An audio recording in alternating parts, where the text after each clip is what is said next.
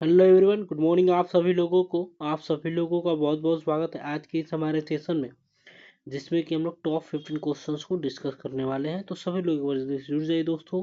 Class को एक बार दोस्तों में शेयर करेंगे। चलिए, तो एक बार जुड़ेंगे, क्लास को शेयर कर दीजिए। ठीक है दोस्तों, में जो लोग भी क्लास में पहली बार जुड़े हैं तो प्लीज चैनल को सब्सक्राइब करेंगे, बेल आइकन को प्रेस करेंगे, ताकि वीडियो का नोटिफिकेशन डेली आप सभी लोगों को मिल सके। तो चलिए हम लोग चलते हैं आज के फर्स्ट क्वेश्चन की तरफ बिना देरी के हुए। तो पित्त लवणों का निर्माण होता है। पित्त लवण जो होते हैं उनका निर्माण कैसे होता है? कोलेस्ट्रॉल से होता है, एमिनो एसिड से होता है, ग्लाइकोजन से, या इनमें से कोई नहीं। तो सभी लोग जल्दी से आंसर करिएगा, क्या हो जाएगा पित्त लवण। ठीक है, तो क्या हो जाएगा? ऑप्शन ए हो जाएगा आप लोगों का यहाँ पे राइट आंसर। पित्त लवण जो है ना, यकृत में कोलेस्ट्रॉल से बनते हैं। ये पित्त अम्लों से बने होते हैं जो कि ग्लाइसिन और टारिन से जुड़े होते हैं। पित्त लवण छोटी आंत में वसा को घुलनशील बनाने में मदद करता है। ध्यान रखिएगा। ठीक है, यहाँ पे देखिए अमीनो एसिड की बात किया गया है, तो यह प्रोटीन से बनता है। ठीक है, इससे क्या ऊर्जा मिलती है और त्वचा बालों के लिए फायदेमंद होता है अमीनो एसिड। ग्लाइकोजन, ग्लाइकोजन क्या है? तो एक पॉलीसेकेराइड है जो ग्लूकोज का एक बहुलक है। ग्लाइकोजन क्या है? तो एक प्रकार का पॉलीसेकेराइड है जो कि किसका बहुलक है? तो ग्लूकोज का बहुलक होता है। आगे बढ़िए, नेक्स्ट क्वेश्चन को देखेंगे, सेकेंड नंबर बताएंगे। ठीक है, उष्मा यानी कि ताप नियंत्रण केंद्र बताइए कौन है? थैलेमस में, हाइपोथैलेमस, मेडुला ऑब्लांगेटा में, या सेरेब्रम में। तो एक बार जल्दी से क्लास को शेयर करेंगे। जो लोग भी क्लास में जुड़े हैं ना, सभी लोग लास्ट तक बने रहिएगा। ठीक है, सभी लोगों से मेरा रिक्वेस्ट है लास्ट तक बने रहिएगा। लास्ट में अपना स्कोर भी बताइएगा, 15 क्वेश्चन में से कितना क्वेश्चन आपका सही हुआ है। ठीक है जी, तो यहाँ पे बताइए क्या हो जाएगा। दूसरे का क्या हो जाएगा? ऑप्शन बी हो जाएगा, हाइपोथैलेमस में हो जाएगा। क्या हो जाएगा? हाइपोथैलेमस में। ठीक है, शरीर का तापमान नियंत्रण केंद्र जो मस्तिष्क के मध्य में स्थित हाइपोथैलेमस में होता है, यह अग्र मस्तिष्क का एक हिस्सा है। क्या है? तो यह अग्र मस्तिष्क का एक हिस्सा होता है। देखिए, यह क्या करता है हाइपोथैलेमस? तो यह शरीर के तापमान की जांच करता है और उसे सामान्य तापमान कितना होगा? तो 37 डिग्री सेल्सियस के आसपास बनाए रखता है। यह रक्त वाहिकाओं के व्यास को नियंत्रित करने का कार्य करता है। यहाँ पे देखिए, ठीक है, तापमान नियंत्रित को केंद्र करेगा। थैलेमस क्या करता है? तो थैलेमस के बारे में देखिएगा। ठीक है, मस्तिष्क के बीच में स्थित एक अंडे के आकार की संरचना है। यह मस्तिष्क का एक महत्वपूर्ण हिस्सा है थैलेमस में। ठीक है, क्या क्या होते हैं? तो देखिए, यह मस्तिष्क के सेरेब्रम कार्टिलेज, ठीक है, कार्टेक्स तक मोटर और संवेदी जानकारी को पहुंचाने का कार्य करता है। यह विभिन्न तरह की सूचनाओं में अंतर करता है। यह मन विचारों को बनाए रखने में मदद करता है।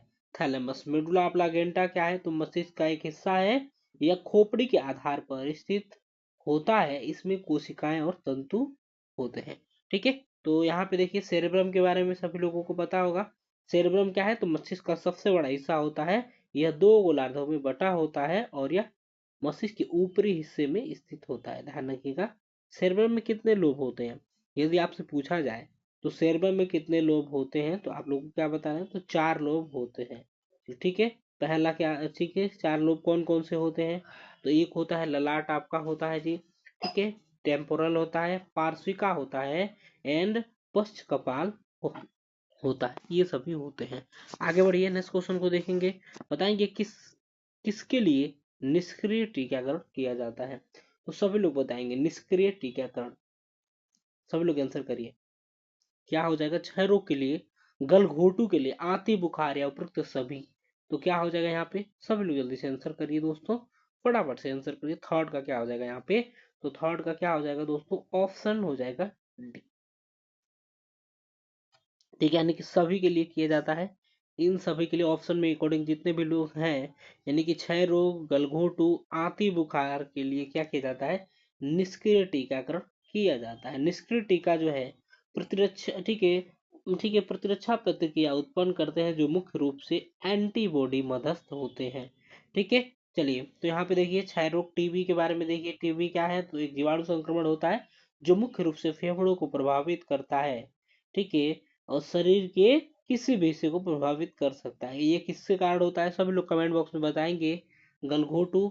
ठीक है, गलघोटू एक क्या है? जीवाणु जनित बीमारी जो पशुओं से होता है। इसमें क्या होता है?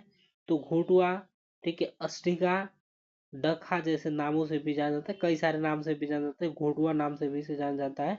तो गलघोटू में क्या होता है इसमें, तो पशु को सर्दी जुकाम और लार की तरह नाक बहने की समस्या होती है, सांस लेने में तकलीफ होती है और पशु में झटके से सांस लेते हैं इसमें, ठीक है। चलिए, तो आगे बढ़िए। आंती बुखार क्या है, तो आंती बुखार जिसे क्या कहेंगे, तो टाइफाइड बुखार कहते हैं। आंतों में होने वाला एक जानले ठीक है जानलेवा जीवाणु संक्रमण है, या किसके द्वारा होता है, तो साल्मोनेला, ठीक है, साल्मोनेला टाइफी नामक बैक्टीरिया के कारण होता है, तो ध्यान रखिएगा। चलिए आगे बढ़ेंगे, नेक्स्ट क्वेश्चन को देखेंगे, फोर्थ नंबर का आंसर करिए। एक बार सभी लोग जल्दी से क्लास को शेयर करिए दोस्तों, वीडियो को लाइक करिए। मच्छर जो कि गंदे व प्रदूषित पानी में जनन करता है, तो वह मच्छर कौन सा है जो कि गंदे पानी में, ठीक है, क्या करता है, जनन करता है, एनेफिलीज, क्यूलेक्स, एडीज, या ठीक है मेंसोनाइट्स। तो यहाँ पे जल्दी से बताइए क्या हो जाएगा, तो फोर्थ का राइट आंसर क्या हो जाएगा, ऑप्शन बी हो जाएगा, यानी कि क्यूलेक्स मच्छर जो होता है ना, ठीक है, ठीक है। देखिए तो ये क्या करता है, तो दूषित पानी में जनन करने करता है, ध्यान रखिएगा। यह एक ठीक है, सभी मच्छरों में क्या होता है, इसमें क्या होता है, जीवन चक्र 4 अवस्थाएं होती है। कौन कौन सी होती है, अंडा की होगी पहले, फिर लार्वा होगा, फिर प्यूवा या वयस्क होगा, ठीक है। यहाँ पे ध्यान रखिएगा, पहली 4 अवस्थाएं हैं जो कि जल के अंदर पूरी होती है, यह चारों अवस्थाएं जो होती है ना, वो जल के अंदर पूरी होती है। आगे बढ़िए, एनाफिलीज मच्छर को देखिए, एनाफिलीज मच्छरों का एक वंश है, ठीक है। देखिए इसमें से लगभग 400 जातियां होती हैं मच्छरों में, 400 प्रजातियां होती हैं, जिसमें से कि 30 से 40 प्रजातियां मलेरिया रोग की वाहक कर हो सकती हैं, ठीक है। 30 से 40 प्रजातियां जो है, 300 400 तक इनकी प्रजातियां होती हैं, उनमें से 300 जो प्रजातियां होंगी वो क्या करेंगी, तो मलेरिया को फैलाने का कार्य करेगी। चलिए ठीक है, तो इनका अभी मैंने बताया कि कितने होते हैं, तो इनकी भी 4 अवस्थाएं होती है। एडीज मच्छर, ठीक है, यह क्या करती हैं, कई बीमारियों के वाहक होती है, जैसे कि डेंगू को फैलाती है, चिकनगुनिया को फैलाएगी, पित्त ज्वर और फाइलेरिया को फैलाने का कार्य करते हैं, ठीक है। आगे बढ़िए, नेक्स्ट क्वेश्चन को देखेंगे। इसका राइट आंसर क्या था, ऑप्शन बी, हेपेटाइटिस सी सबसे सामान्य रूप से किसके द्वारा संचारित होता है, तो हेपेटाइटिस सी किसके द्वारा संचारित होता है, सभी लोग जल्दी से बताएंगे, ठीक है। संक्रमित रक्त, आकस्मिक रूप से गले लगने व चुंबन के द्वारा, ठीक है, लैंगिक संपर्क के द्वारा, या स्तन दूध के द्वारा। तो यहाँ पे क्या हो जाएगा, ऑप्शन हो जाएगा, क्या होगा दोस्तों, ऑप्शन हो जाएगा ए, यानी कि सॉरी, संक्रमित रक्त के द्वारा हो जाएगा, ठीक है, ठीक है। संक्रमित रक्त यानी कि ये क्या होता है, तो ये वायरस से होने वाला संक्रमण है। हेपेटाइटिस सी जो क्या है, वायरस से होने वाला संक्रमण है, जो कि लीवर पर हमला करता है और लीवर में सूजन आ जाती है इसमें, ठीक है, ध्यान रखिएगा। तो किसके द्वारा होगा, संक्रमित रक्त के द्वारा होगा, या संक्रमित रक्त संपर्क में आने से फैलेगा, ठीक है, ध्यान रखिएगा। आगे बढ़िए, यहाँ पे देखिए, ये समझ रहे आप लोग, आकस्मिक रूप से गले लगना या चुंबन से, लैंगिक संपर्क से, ठीक है, या ठीक है, स्तन दूध से। तो इसमें राइट आंसर आपका क्या हो जाएगा, ऑप्शन ए हो जाएगा, संक्रमित रक्त के द्वारा हेपेटाइटिस बी फैलता है। बताइए, अयोग्यता को विकलांगता में बदलने से रोकने के लिए, ठीक है, किस स्तर का बचाव है, तो बताइए किस स्तर का बचाव होता है अयोग्यता को यदि किस में बदलेंगे, तो सभी लोग जल्दी से यहाँ पे बताएंगे। अयोग्यता को विकलांगता से में बदलने से रोकने के लिए, ठीक है, तो देखिए क्या हो जाता है, अयोग्यता या क्षमता को विकलांगता कहा जाता है। यहाँ पे ध्यान रखिए, तो कि कौन से स्तर का बचाव होता है ये, तो ये होता है आपका तृतीयक स्तर का बचाव, ठीक है, ठीक है, तृतीयक यानी कि टर्टरी स्तर का बचाव होता है। विकलांगता का मतलब है कि किसी भी व्यक्ति की शारीरिक, मानसिक, संज्ञानात्मक या संवेदी क्षमता की कमी होना, उससे बचाने के लिए बचाव को क्या कहेंगे, तो तृतीय स्तर कहा जाएगा, ऑप्शन डी हो जाएगा। आगे बढ़िए, समुदाय में ठीक है, व्यक्तित्व स्वास्थ्य शिक्षा के लिए प्रयुक्त एक विधि कौन सी है, तो समुदाय में, ठीक है, व्यक्तित्व स्वास्थ्य शिक्षा के लिए प्रयुक्त एक विधि है परामर्श व साक्षात्कार, प्रदर्शन, कार्यशाला, रोल प्ले। तो यहाँ पे सभी लोग आंसर करिए जल्दी से, क्या हो जाएगा, सॉरी, तो यहाँ पे सभी लोग जल्दी से बताएंगे। सेवंथ का बताएंगे, समुदाय में व्यक्तित्व स्वास्थ्य शिक्षा का मतलब क्या होता है, तो बताइए। यानी कि लोगों को स्वस्थ जीवन जीने के लिए ज्ञान कौशल और उपकरण देती है ये, ठीक है। क्या करेंगे इसमें, तो लोगों के लिए जीने को बताएंगे अच्छे से कि कैसे क्या स्वच्छ रहना है, ठीक है। ज्ञान देंगे, कौशल या उपकरण पैदा कराएंगे कि इस चीजों से आपको बचाव कर सकते हैं इसमें। तो इसमें क्या होता है, तो समुदाय के लोगों का स्वास्थ्य बेहतर होता है और रोग की रोकथाम में मदद मिलता है। तो यहाँ पे क्या हो जाएगा, सभी लोग बताएंगे सेवन का, तो ऑप्शन ये हो जाएगा दोस्तों, यानी कि परामर्श व साक्षात्कार, सलाह देंगे और उन्हें शिक्षा देंगे या कौशल देंगे, ठीक है। ठीक है, इसमें से लोगों को क्या करेंगे, स्वास्थ्य शिक्षा का लाभ क्या होता है इसमें, यदि स्वास्थ्य शिक्षा देते हैं तो लाभ उसका क्या होता है, तो इसमें लोगों को अपने स्वास्थ्य के लिए जिम्मेदारी लेने में मदद मिलती है।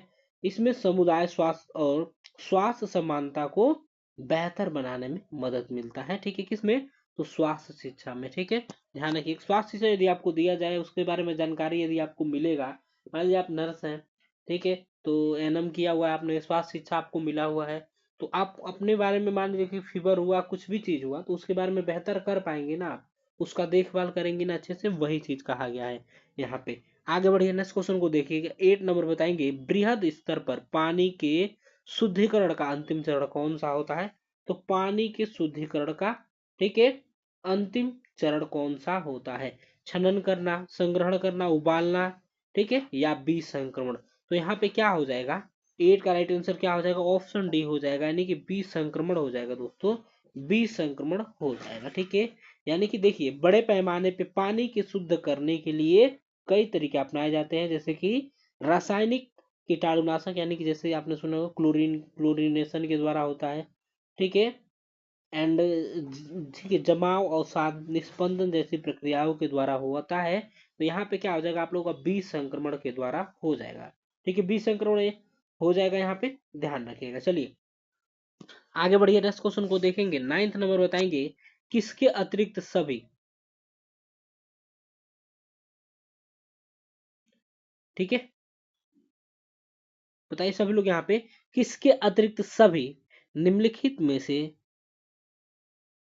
ठीक है, ब्रह्मचर्य युक्त प्राकृतिक गर्भ निरोधक विधियां हैं, तो यहाँ पे बताना है, ठीक है, ब्रह्मचर्य युक्त प्राकृतिक गर्भ निरोधक विधियां हैं, तो यहाँ पे सर्वाइकल, ठीक है, क्यूकस का अवलोकन, डायफ्राम, कैलेंडर विधि या शारीरिक तापमान का अवलोकन। तो यहाँ पे सभी लोग जल्दी से बताएंगे क्या हो जाएगा आप लोगों का यहाँ पे राइट आंसर, फटाफट से बताएंगे, 9th का क्या हो जाएगा, ठीक है। तो यहाँ पे क्या हो जाएगा, ऑप्शन बी हो जाएगा,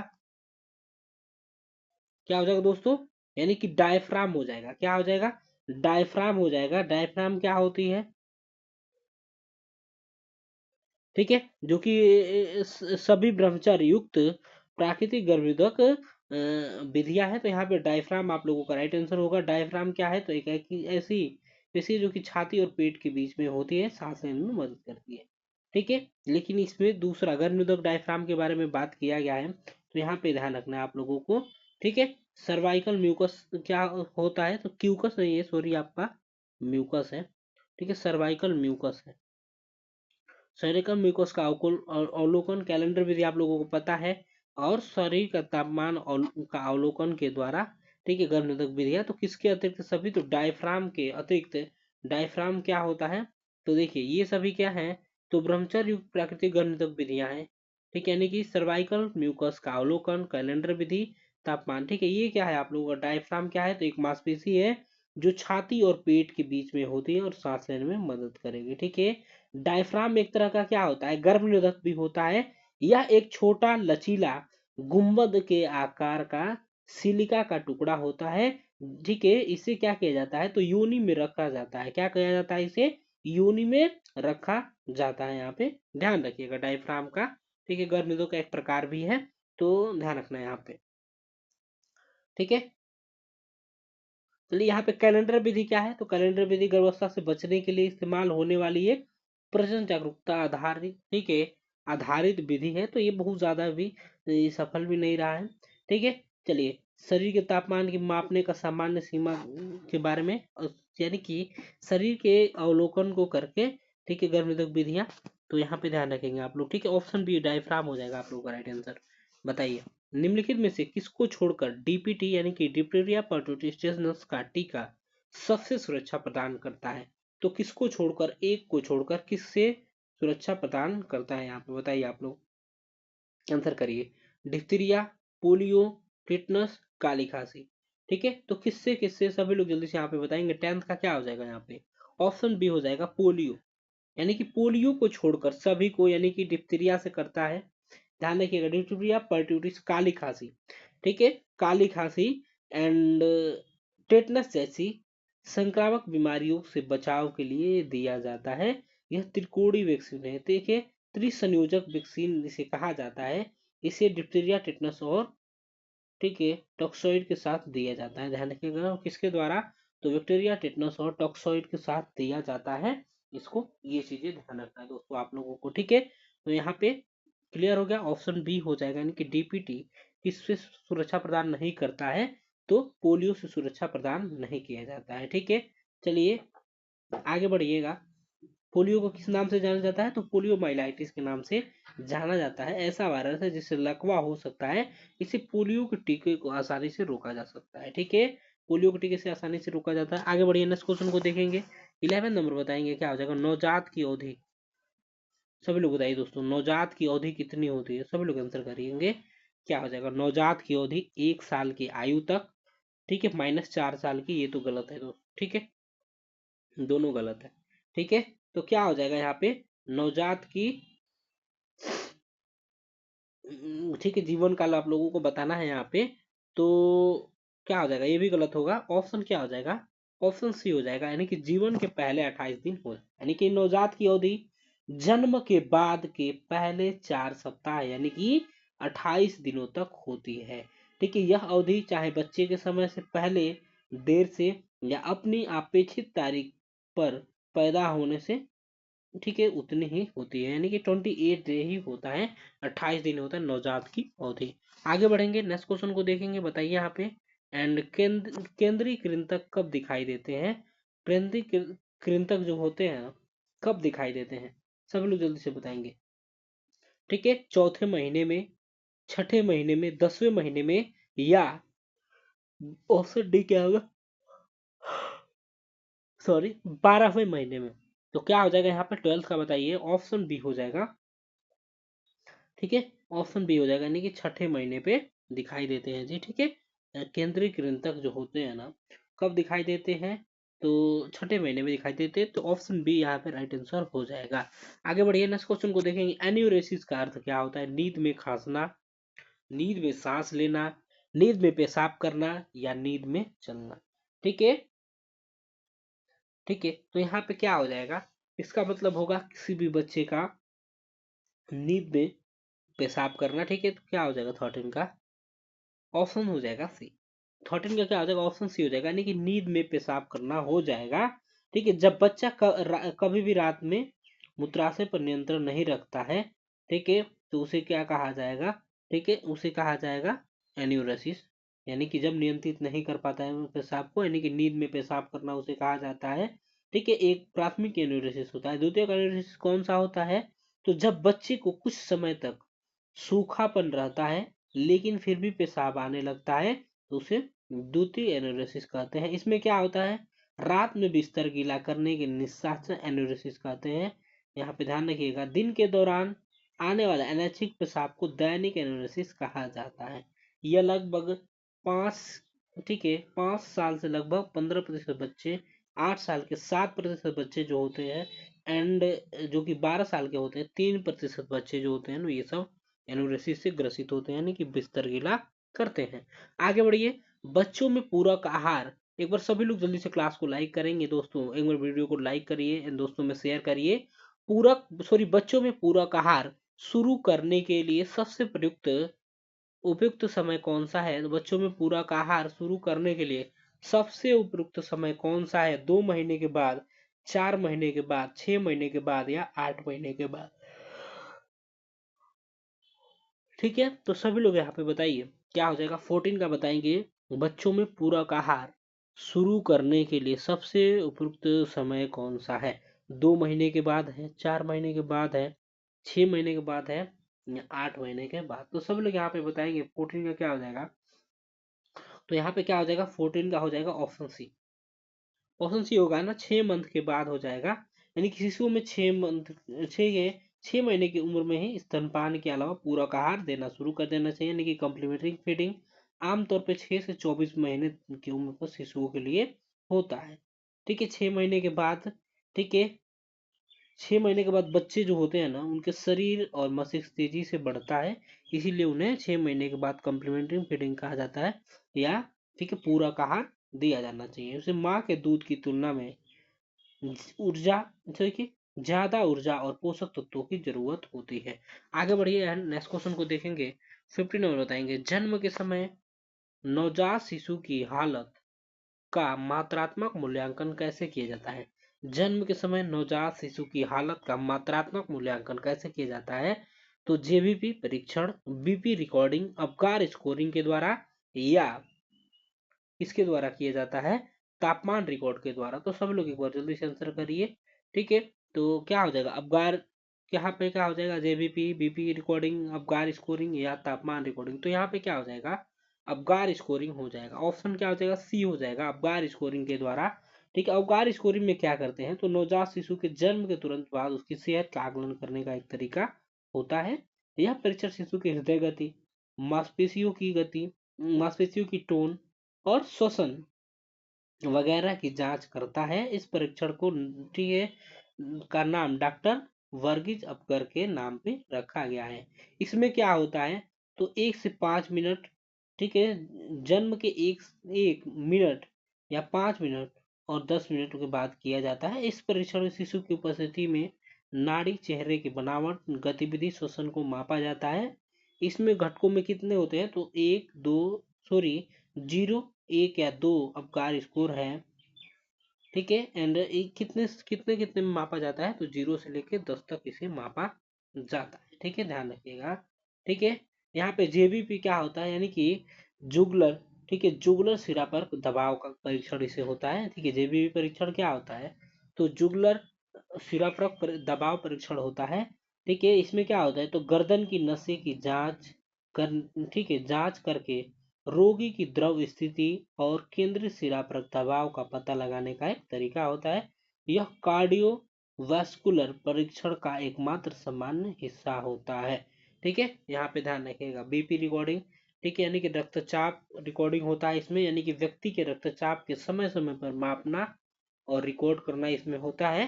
ठीक है, ध्यान रखिएगा। तापमान रिकॉर्ड का, ठीक है, द्वारा यानी कि पता चलता है कि किस जगह का तापमान कितना है। तो ये रहा 15 क्वेश्चन आप सभी लोगों के लिए।